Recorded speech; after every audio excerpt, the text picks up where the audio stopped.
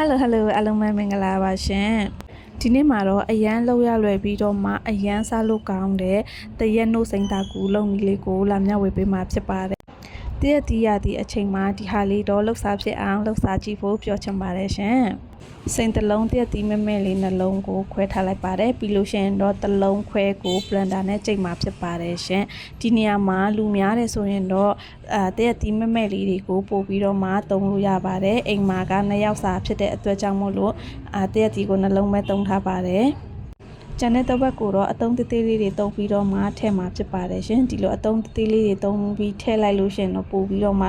စားချင်စပွဲလေးဖြစ်တယ်ပေါ့နော်ပါဝင်ပစ္စည်းတွေကလည်းအရင်မများပါဘူးအုံလို့ပါမယ်နှုတ်စိမ့်ပါမယ်ပြီးလို့ရှိရင်တကြားပါမယ်ပေါ့နော်ပြီးလို့ရှိရင်တကူပါမယ်ရှင်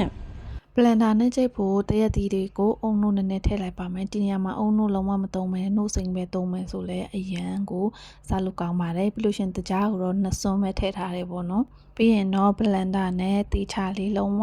ညှက်သွားတဲ့အထိကြိတ်ပြလိုက်ရမှာဖြစ်ပါတယ်ဒီနေရာမှာတကြားကိုတော့အချိုကြိုက်တယ်ဆိုတော့ပို့ထည့်လို့ရတယ်ပေါ့နော်ဒါပေမဲ့နှစ်စွန်းကလုံလောက်ပါတယ်ရှင်ဘာလို့လဲဆိုတော့စိန်တလုံးတရက်တီးချိုရင်ဆိုရင်လေတော်လေးချိုတာဖြစ်တဲ့အတွက်ကြောင့်မို့လို့ပါနော်တရက်တီးတွေကြိတ်လို့ရလာပြီဆိုရင်တော့ခွက်ထည့်လိုက်ပါတယ်ပြီးလို့ရှိရင်တော့တာကူလေးထည့်လိုက်ပါတယ်ဒီနေရာမှာအုံလို့မသုံးဘူးဆိုရင်တော့နှုတ်စိန်တစ်မျိုးပဲသုံးလို့ရပါတယ်ပုံမှန်ဆိုတော့နှုတ်စိန်ပဲသုံးတာပေါ့နော်အိမ်မှာကအုံလို့လည်းရှိတာဖြစ်တဲ့အတွက်ကြောင့်မလို့ကို2မျိုးလုံးသုံးလိုက်တာဖြစ်ပါတယ်အရန်ကိုစားလို့ကောင်းတယ်တရက်နှုတ်စိန်တာကူလေးရပါပြီရေခဲထည့်မယ်ဆိုရင်တော့အချိုလေးပို့ထည့်ပါမမေကတော့ရေခဲတက်တာထဲလုံးဝအေးသွားတယ်ဒီထားပြီးမှတောက်တာဖြစ်ပါတယ်ရှင်နောက်ဗီဒီယိုတွေမှာလည်းနောက်မလုံးနည်းတွေနဲ့အတူပြန်လာခဲ့ပါအောင်မယ်ရှင်ကြည့်ရှုပေးတဲ့တယောက်ချင်းစီကိုအထူးကျေးဇူးတင်ပါတယ်ရှင်